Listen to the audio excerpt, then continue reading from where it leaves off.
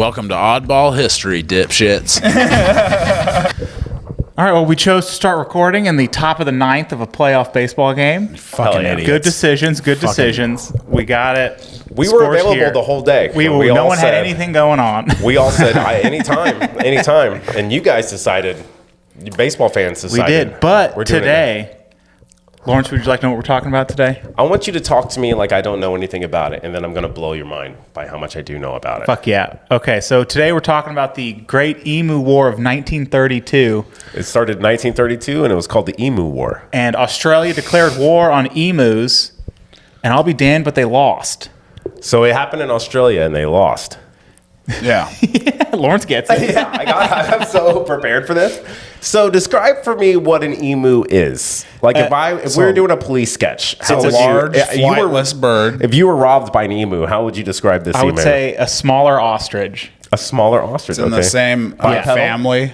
They're as six. They're ostriches. 6 feet tall, about 120 pounds. They can run up to 30 miles an hour. Ooh, they can be drafted. They can be drafted. They can totally be Get drafted. an emu at slot you receiver. You can't go to war with a bunch of first-round picks. You know what I mean? Like, what's the army look like? They're all 6'2", run about 30 miles an hour, and they weigh about 130 They can pounds. all steal second. That's what they can do. Exactly. No, I'm they go into that a lot. The Australian army, they're like, oh, these guys were fucking tough. But was we'll get into that more. Yeah, the amount of man, you should have seen them out there. So I think how this whole started is after World War I, Australia fought in World War I. One of the good guys historically. Yeah. And afterward, like a lot of countries do, they gave a lot of their veterans farmland, which Rome was big on this too, where just because you're a good soldier doesn't mean you're going to be a good farmer. Yeah. And they I've always said, no offense to veterans, but I know a bunch of veterans I grew up with that I would not let babysit my dogs. Oh, I mean, yeah, it's a big group of people. You know? Thank you for your service, but I would not let you take care of my dogs. A lot of heroes, a lot of guys banging hookers in Thailand. It's a yin and yang. But thank you for your service, everybody. Thank you for your service, yeah. And so what ended up, it kind of was a gimmick thing where they wanted to settle Western Australia, which was a shitty area. It's desolate, middle of nowhere. Imagine just a picture of Australia where everything's just like red and dirt. And they're like, we can probably grow wheat here. It's like, we got all these soldiers we promised land to. Here we go. And so they made them grow wheat out there.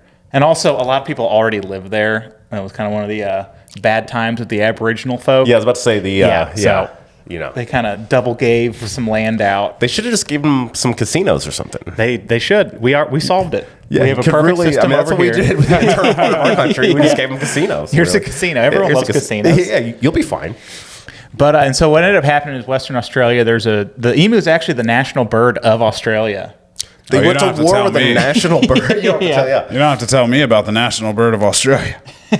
And so they ended up, emus naturally migrate throughout the year, and they kind of travel in smaller packs.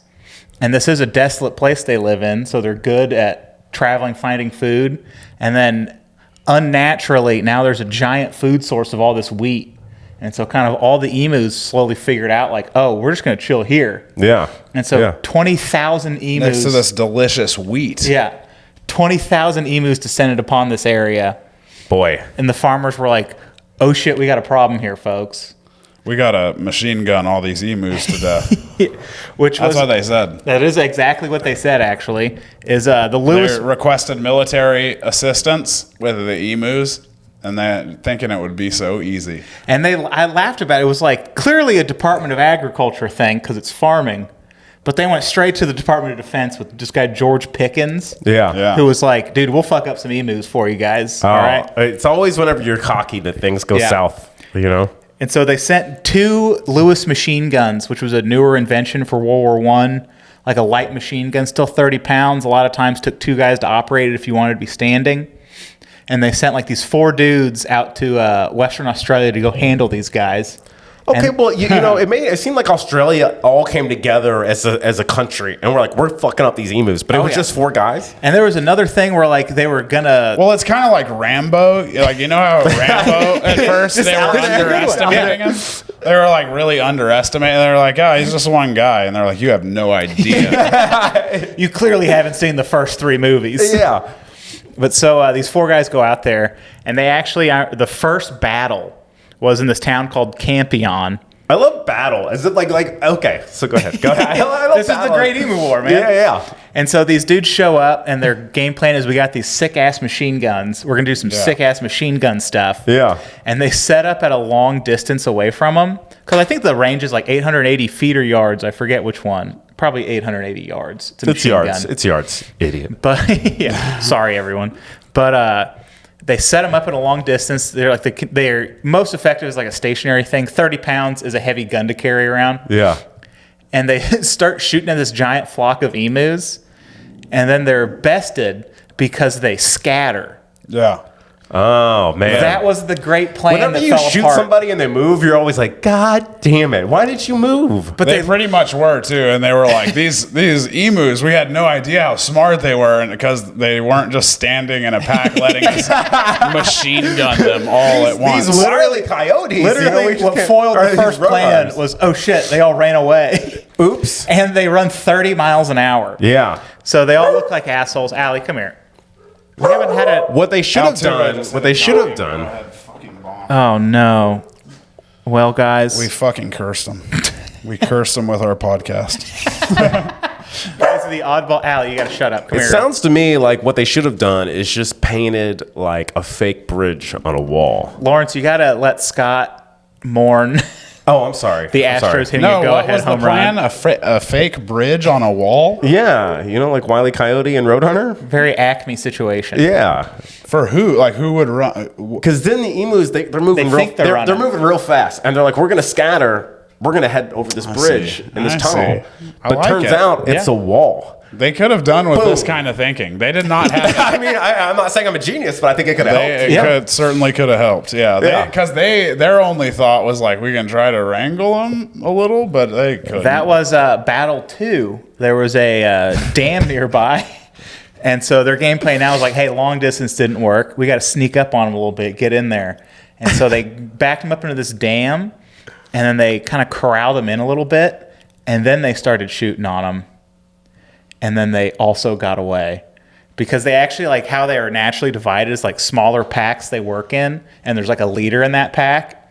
And the military guys were like, I swear, they got plans, man. They're like, they got people in charge knowing where we're at. Yeah.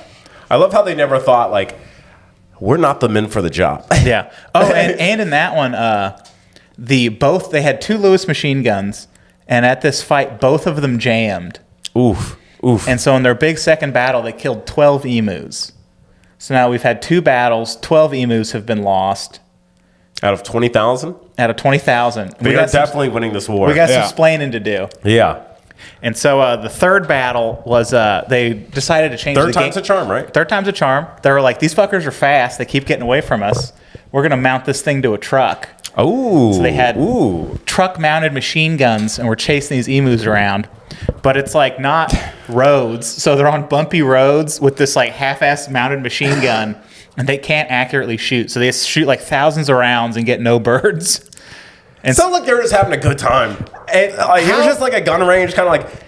If there weren't ramifications for it, you'd think they were fucking around. It sounds like they were like, hey, you want to go shoot some guns around some emus? Oh, and I think it'd be more fun if we were surrounded by emus and shot this machine gun. It's like going pig hunting. You're just like, we're just going to go at night and shoot some rounds off. Maybe we'll get something, maybe we won't. You ever been hog hunting? Oh, yeah.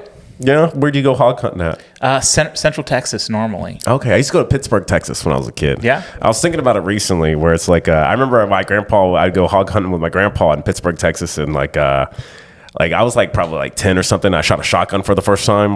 And it's one of those things like whenever the person you love gets you to do it, and when you do it, and immediately you're like, that hurt so bad. Like, why would you have me do that? And I remember I had duct tape and I was like putting twigs together. I was like, I think I could build some shelter. And my grandpa was like, just go back to the Azuzu and listen to your music. And I'm just sitting there like at the time, you know, so I'm like 12 or 10 or something. I just remember turning on Red Hot Chili Peppers. I'm like, sometimes I feel like you definitely, he took you hunting. And then you were trying to do arts and crafts projects in the corner. You shot a shotgun once and went, ow! And you went, how about you just go listen to your songs? I don't know if this will be for you. Sometimes I feel like. But so this George Pickens fella had political aspirations, and he was the minister of defense or whatever. Oh, were these floundered by emus? He was gonna climb a ladder of dead emus.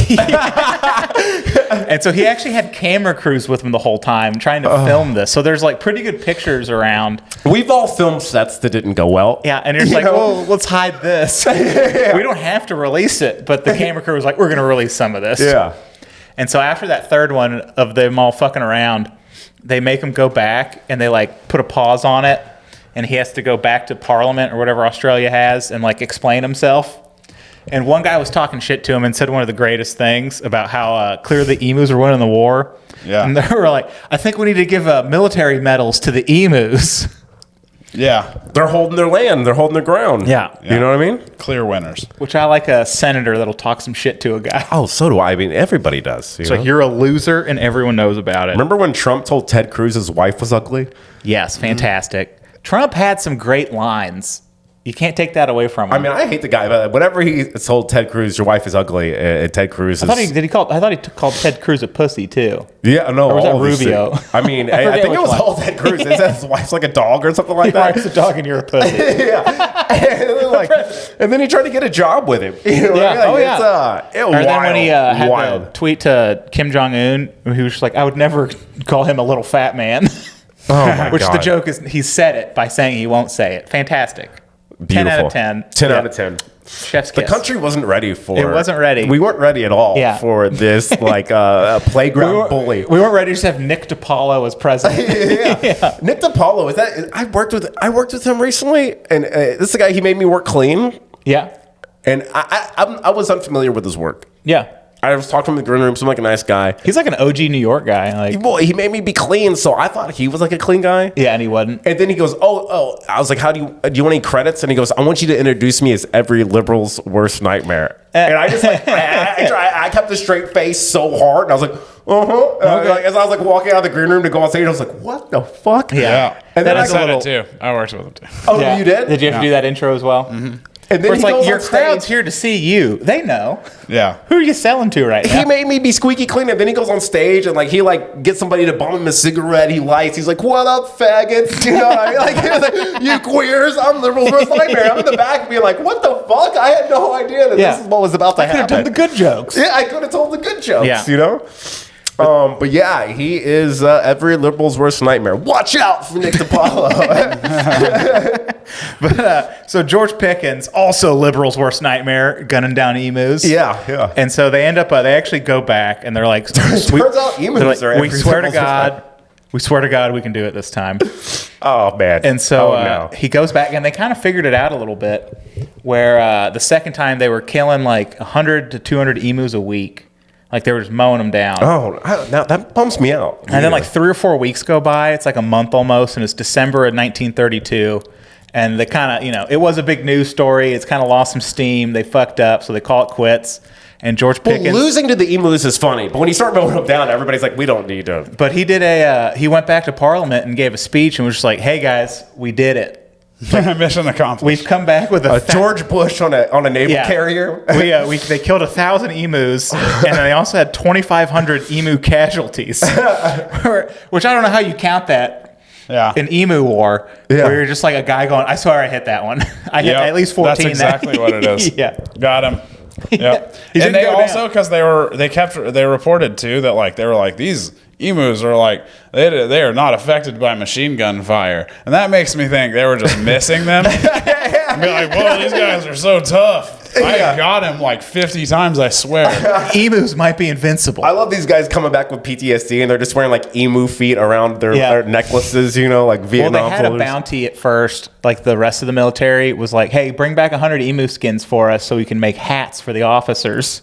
And Pickens was like, hell yeah, dude. We're going to have hundreds of emu skins for you guys. We're selling merch after this. And then it took them months to get close to that. And they're like, shit. We want to remember this disastrous, grim joke of a mission. But so he comes back to Parliament. And he's like, guys, we did it. Here's our kills. Here's our casualties.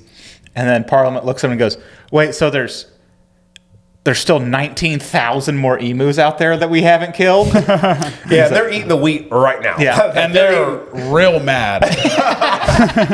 They're out for blood.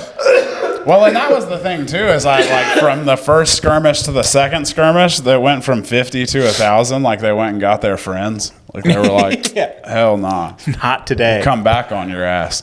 That's the thing about large flightless birds too. I remember from the Johnny Cash story, he was almost killed by an ostrich once. An ostrich kicked him in the chest. Oh, and really? He almost died from it. Wow. And it was the same kind of deal, you know. He confronted That's the how ostrich. we wrote the song "Hurt." Actually, That's the bait. A lot of people don't know that. That's what It the was song really, "Hurt" is about. he didn't hurt himself. It's like an ostrich. No, actually, Trent Reznor wrote that song. It was about the time Trent Reznor was kicked in the chest by an Now, ostrich. you read about Johnny Cash being kicked by. Okay, Very you're small right. world. You're Very right. small world. Corrected. Both those famous singer-songwriters But it being was- attacked by But ostriches. it involved an ostrich for sure. Same deal though. He had like a walking stick, and the ostrich like came up and was like squawking at him, and he was like, "Get out of here!" And the thing turned around and went away. But then he was walking on his way back. The thing came back and was like, "What's up? Remember me?" You know how ostriches You are. know, ostriches are cocky. You got a fucking Ever problem, since dude? the Emu War, they're real cocky. Real cocky. I'm gonna almost kill you right now. This was when Johnny Cash was real bad on pills too, I think. Oh, Have hell you ever yeah. heard what emus sound like? No, I would love to though. Let me see one of these bad birds. Well, let me. Oh, Jesus we are Christ. brought to you by Yelp. And Chewy.com, who are fans of mowing down emus. Haven't heard from Cash App, weirdly. What are you doing? Oh, porn, little porn. Oh, Yeah. I could have figured this out beforehand. No, this is quality. yeah, no, everybody needed this. It's just a lady talking to me, man. Let me see it. I want to see the emu. Ooh, the beak is sharp. Looks dangerous. Oh, that's a big bird. Yeah, you hear that squeal? And they're just mowing these sweet babies down. Guess I was surprised. Oh, look at those feet. They look like they're good for almost killing country music legends. Yeah. Just imagine walking around every day being afraid that an ostrich might pop up at any minute. I managed to pull that off, and no one heard what an emu sounds like. Here we go. You hear that drumming? Yeah, and this is like whenever. Yeah, that's like the sound they make. But hearing what an emu, it's like it's like whenever they go into the camps of like the Middle East and they're like, there's children here. This is what they sound like. I'm like, I didn't need to hear that. You know what I mean? Just mow them down. There's out there I'm just. kidding. Thank you for your service. I am.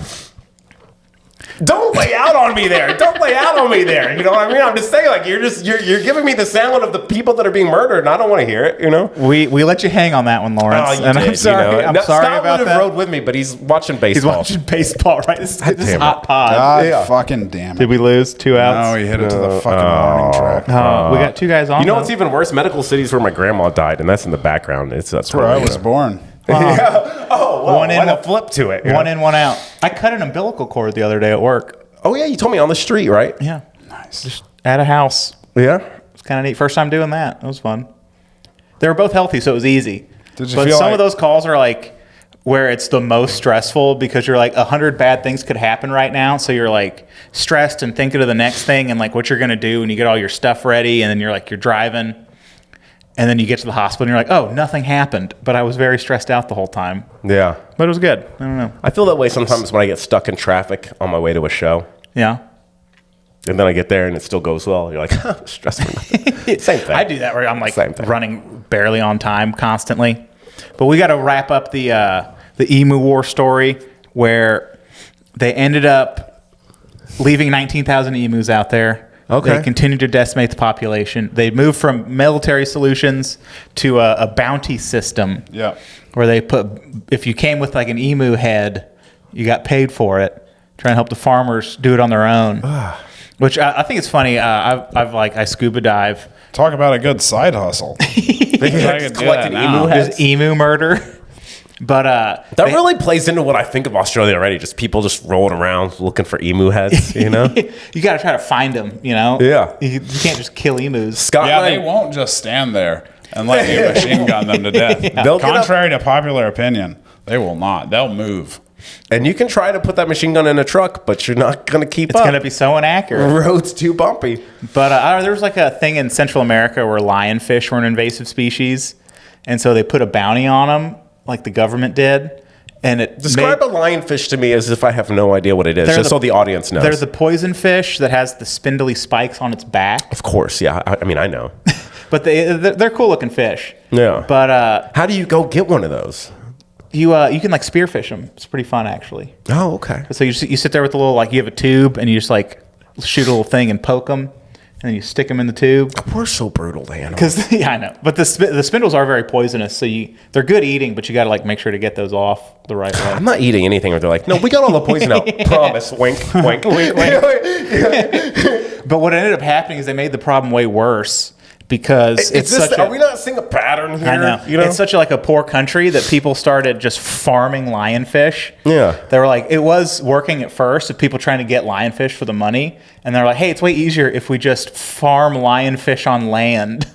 And then they'd sell them. And so just doubled the problem of lionfish. It's like, you know what would be easier? Like, let's call some people. You know what I mean? Like, we're so good at shooting people. Like, we just shouldn't be here. Yeah. It's like Israel and Palestine. If somebody wins, we don't have to do this anymore. Yeah, just let them go. Just let them go. You know what I mean? Like, yeah, someone's getting annihilated. Sure. You know what I mean? But then the war is over. You know what I mean? How long have we been doing this?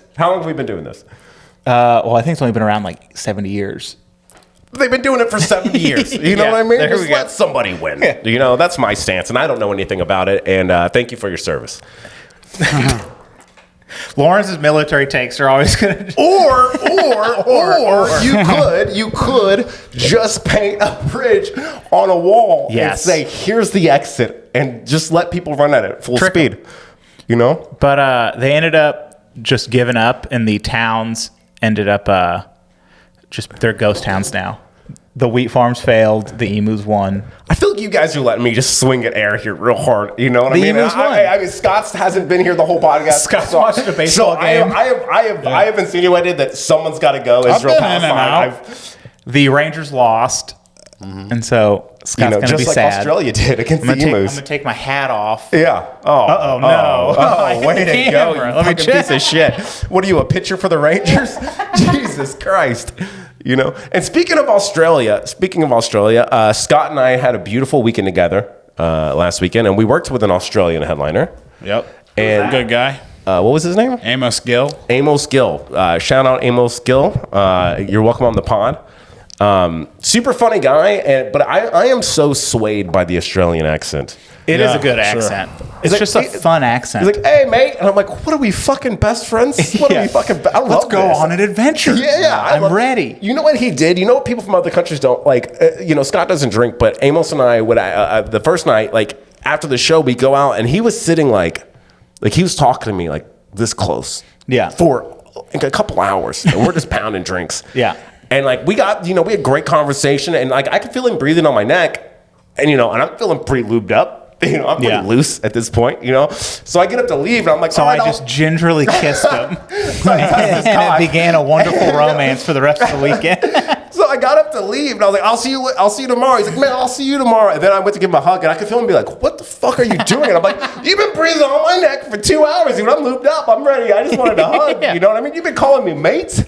Yeah, that's hitting on you, essentially. I felt very swayed. I felt like a hug wasn't enough. And then I felt very, buffered from him. Yeah. And I'm never going to, I don't know. The headline will read, Lawrence is heartbroken by man that wouldn't bang him. Yeah, I mean, come on, dude. Come on, Quit being stingy with it, buddy. Man. Oh, man. Listen here, champ. Yeah, I'm leaving this place like you're the emu, I guess, Throw some of those hugs my way. Yeah. But don't breathe on my neck for 2 hours and act like a hug's weird. I think we had fun. We did a show together last night, the Hyena show. Yes. That was fun. Yes, we did. Those 325s are always good. Yeah, I was in Fort Worth on that one. How was yours? It's good. Yeah. Who were you with? It's me, Devin Clark, and Brett Pivito. Brett Pivito's in town. Nice. Yeah. Yeah, he had a killer set. Fuck yeah. It's fun. Yeah. Good old Brett. Good times, man. Yeah, Hosted indeed. by KG. Comedian KG. KG. I love how he closes his sets. All of it starts with K's. Yeah. So, Scott, do you want to talk about the Rangers a little bit? Not really. Tell us how you feel right now. No, I don't really want to talk about it. Scott, they have a bad bullpen. This is the time they had a bad bullpen going into it. I don't really. What are you going to do? It wouldn't be Dallas sports if it wasn't emotionally devastating, you know? We do. I feel like what we do best. This is like a mental health episode where Lawrence and I have to bound together to protect you from yourself. And look I don't care that much. It seems like you do, Scott. I've rarely seen you this bummed out in the moment. If I'm being honest, you were I'm really visibly high. bummed. Well, it was a fucking Jesus fuck. They just lost 2 minutes ago, you fucking cunts. Listen, I don't care that much. why are you Oh, there we go. There's Scott. There he is. fucking nerds here. Fucking nerds. Not invested in the sports at all. Yeah. Like nerds. They weren't in those D3 bullpens in the trenches. There's more to their lives than sports, and I resent it. No, I really don't care that much. I was fucking so goddamn prepared for, like, really, truly. I've watched this bullpen for a long time, and yeah, it sucks. The bullpen. No, you're good. We We're believe here in for you, you, buddy. Scott. I We're here for fucking you. hate both. You of want a them. hug? You want a hug? Fucking despise. Lawrence is over here saying sports ball shit.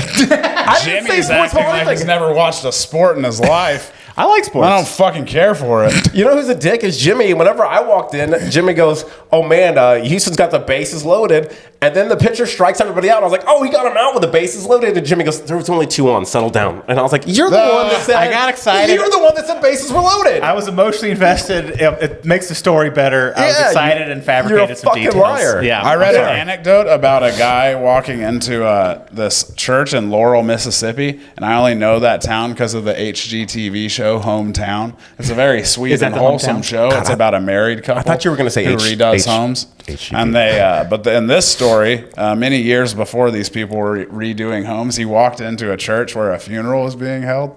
And the guy was doing his eulogy, and like he walks in, and this guy, the preacher, is like, "You can't be in here. This is a funeral." And the guy goes, "Better make it 2," and shot himself in the head. What? And then they mentioned in the newspaper that he bled all over the flowers. They were probably really nice arrangements, but I appreciated reading that because now if I ever meet Aaron or Ben from Hometown, HGTV's Hometown, I have a really good icebreaker that will really like ruin their day. Endear but them it's to still me? like it'll ruin their day, but it's like still an icebreaker. The Rangers take you to a dark place. Yeah, They really, they really do. How do you feel about the game? How do you feel about the game? They Let me really tell you a do. story Rangers about a organization, funeral. invest in your bullpen, please. Yes, please. Before Scott Well, you paints know- the flowers over here. You know, how much we lost 2 aces. What are you gonna do? Better make it 2. You know, we lost the 1, and then Scherzer was like, "Better make it 2." And then Jesus Christ. and then he came Jesus back, Christ. and he wasn't that good. Yeah.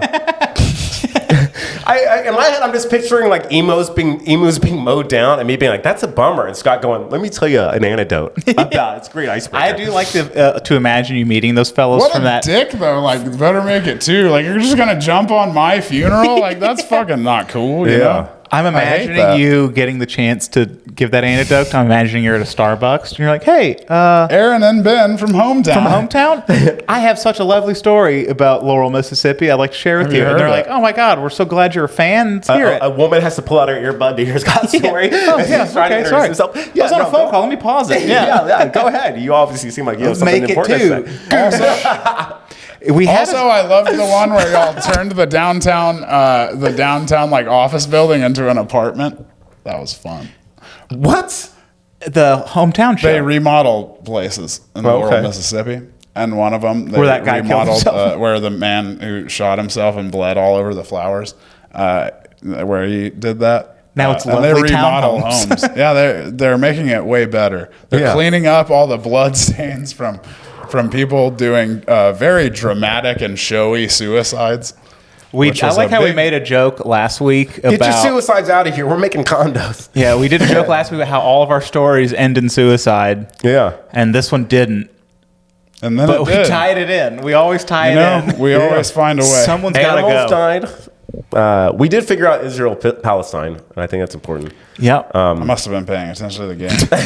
you were. I missed it. I had a No, hot that was- opinion. Somebody's got to win. Lawrence, is what Lawrence I'm went on a run, and there was a dramatic lull afterwards. saying. Yeah. Then, never mind. I show up every week, and I do my best to give us some hot takes. The hottest. The hottest takes, And we're proud of you. And our bullpen's weak. And I just, someone's got to be throwing the... We missed you, Scott. Yeah, they've been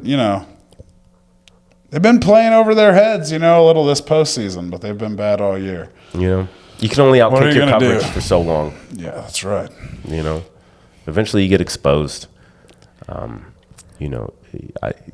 There's only so many emus one man can kill. There is. And the number's 40 to 100. So true. 40 to 100. Yeah, that's the number. We know now. We know now.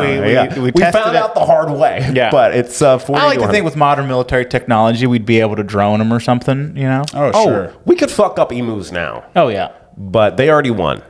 So now you got to let them live. They own Western Australia. Yeah. That's why nobody goes to the middle of it. Not because of the weather or anything. It's just emus won't let them. Scott, you got anything coming up soon? I'm sure I do, but not off the top of my head, my man. I don't like Thursday, November 2nd. This is drunk dad Scott, and the Cowboys just lost. Yeah. He's like, why don't you go to your room? No, you're reading too much into this. That had nothing to do with the Rangers. I never know what I had coming up. That was the rudest thing I've ever heard you say to anybody. Y'all are projecting shit onto me. We're not projecting. We're watching you behave. Yeah. In real time. That was... Y'all are reading so much into everything I say. Hey, I Jimmy, hate it. Jimmy. Y'all are real pieces of shit. Lawrence, hold my hand for a second. Yeah. Hey, What do you want? I'm sorry Scott talked to you like that. No, it's okay. I thought the softest this podcast could get would be y'all not liking sports, but then you touched hands. I like sports. You made it even softer. I had a Rangers hat I'm on. starting to doubt you. I'm starting to doubt you now. I thought you did before this I got podcast that Rangers started. hat from a Rangers camp. Yeah, likely story. No, they came to the fire station. We filled up jugs to hold down their batting right. cage thing. We know you bought it for a scene in improv or something. Because Jimmy just wants to dance. He told us that like episode one. It turns out Jimmy just wants to dance. I just want to. I'm a showman. He just wants to do And theater. I do shows. So here you go. Hey, by the time this comes out next week, I will be taping the special. Yeah, it's a big thing. October 26th. We're all excited. Lawrence taping his hour special. It's going to be Hyenas Dallas and Mockingbird Station. Please come out. Don't Carrie let Smith, me be embarrassed. Myself, doing quick little sets up top and then letting Lawrence let the magic happen. I'm going to solve Israel-Palestine that night. That night it's going to happen. And if you're not there, you're not going to know how it ends. Boom. So we'll post something and let y'all know how to get tickets and stuff to that. And I'm headlining. Have you ever been to the Understudy in Tyler? I have not. God, can I just have a moment to shine? No. That's it. Anyways, yeah, go ahead, Jimmy. Sorry, Scott's rubbing off on me today. God damn it. I'm going to belittle you because of the Rangers performance. No, go ahead. Go ahead. Yeah. No, you're headlining an Understudy in Tyler. You got to let that surliness out. Yeah. No, yeah, I'm headlining the Understudy in Tyler November 4th. Maverick McWilliams from Austin's coming up with me. He's funny. He's very funny. Oh, yeah. You had me come out and do a spot. And that dude's got the roughest hands of any man he's I've like met. he's a welder, pipe fitter. You can tell. Yeah. Like he shook my hand, and it's like you're just like, oh my god. Besides that, he's a little fat man, but his hands he has working man hands. Rough. So you can catch us both in Tyler November 4th. Ask to touch his hands. Please He do. loves that. Funny guy though. Super He's very funny guy. funny. Yeah, Yeah, nice guy. nice. Super funny. So I'm excited for it. But God, those hands. I was like, just like it has to hurt. Like for him to beat off has to be painful. That was my first thought. I don't know where you guys go with your head. This is Lawrence just bemoaning the Australian man, not giving him a little peck. He's just like, what about those hard hands of Maverick? It was the Rangers losing for me. All over my We all body. process it in different ways. Yeah, we do. We do. So yeah, there you go. Some of us get surly. Some of us get hot for beefcakes. Lawrence is always hot for a beefcake. Get hungry for a slab of prime Australian beef. I thought he was going to let me have it. I mean, it's body language. Yeah, he's gonna let you do it. It's fine. Yeah, I guess other countries they just don't respect space the same way. For sure. Yeah. All right. Well, that marks the end of this week's episode of Oddball History. Most emotionally tumultuous episode yet. Good night and good luck. Yeah, good night.